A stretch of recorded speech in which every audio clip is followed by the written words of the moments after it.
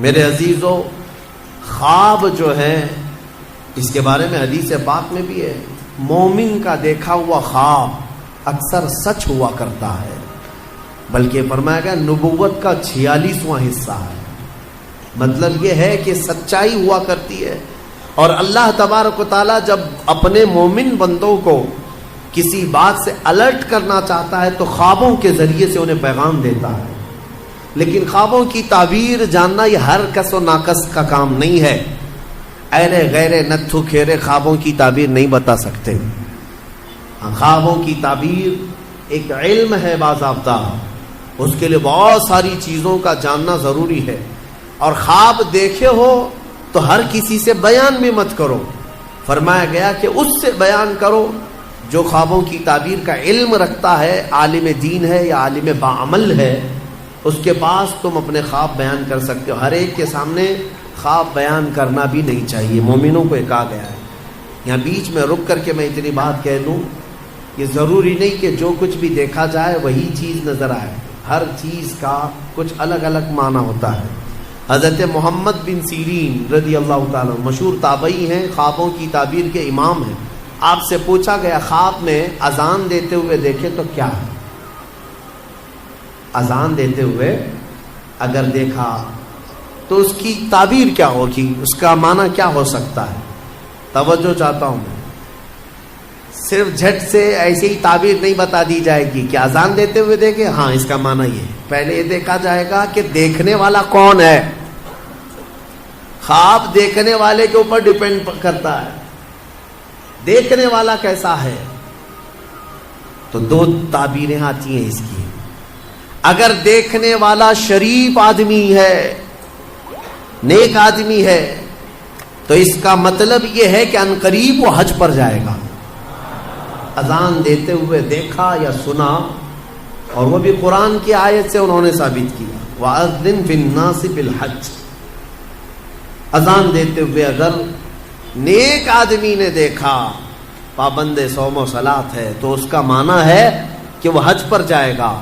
اور اگر فاسق و فاجر ہے، بے عمل ہے، اس نے دیکھا اذان دیتے ہوئے، تو اس کا معنی یہ ہے کہ عنقریب وہ چوری میں پکڑا جائے گا۔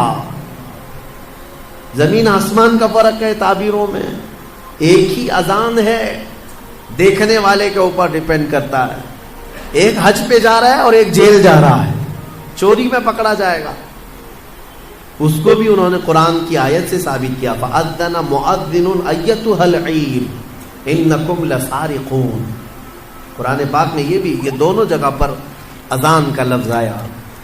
اسی طرح سے ایک اور بات میں عرض کر دوں، حضرت زبیدہ خاتون جو خلیفہ ہارون رشید کی بیوی ہیں، انہوں نے ایک رات خواب دیکھا تھا، بہت بھیانک خواب دیکھا۔ بہت سارے مرد مل کر کے ان کی عزت لوٹ رہے تھے، عصمت دری کر رہے تھے۔ وہ ڈر گئی صبح اٹھ کر کے۔ یہ وہی زمانہ ہے جب حضرت محمد بن سیرین موجود تھے۔ زبیدہ خاتون نے اپنی ایک خادمہ کو بلایا اور کہا حضرت محمد بن سیرین کے پاس جا، ایک خواب کی تعبیر پوچھ کر کیا، لیکن یہ کہنا کہ تو نے دیکھا خواب۔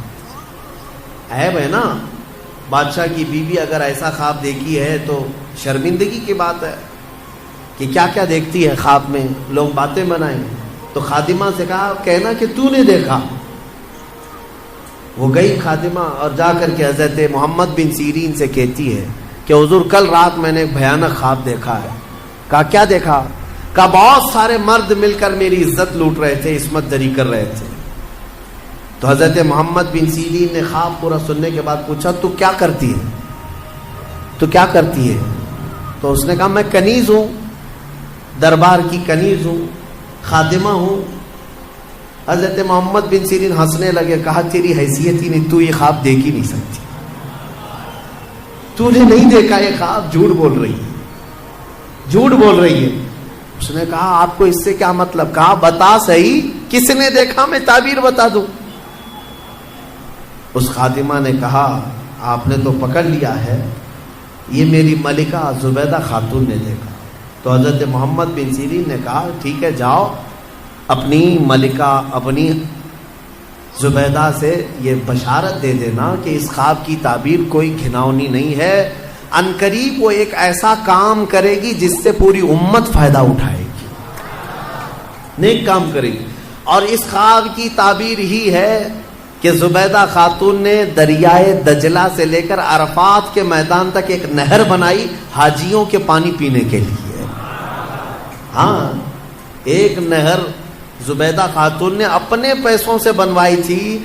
حاجی عرفات کے میدان میں بڑے پیاسے ہوتے تھے، وہاں پانی کا انتظام نہیں، تو اس نے پانی کا انتظام کروایا، اور وہ نہر زبیدہ کی باقیات اور آثار آج بھی موجود ہیں مکہ میں، آج بھی ہیں۔ اور جانتے ہیں اس نہر سے 1200 سال تک حاجی پانی پیا کرتے تھے۔ تو ایک امت، بہت بڑی امت نے نفع اٹھایا۔ تو خواب کا مطلب یہ نہیں ہے کہ جو دیکھا وہی ہو جائے گا۔